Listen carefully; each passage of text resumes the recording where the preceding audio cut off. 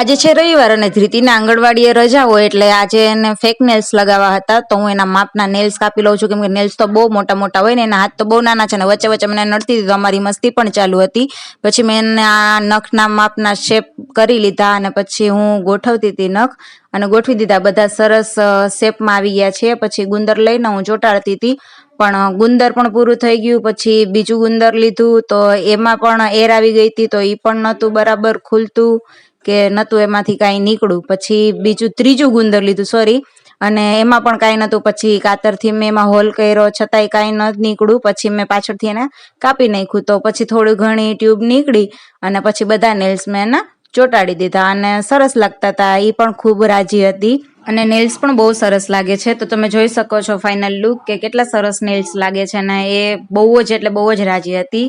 તો આ વિડીયો ગમે તો લાઈક કરજો અને ચેનલને સબસ્ક્રાઈબ કરજો. Bye bye.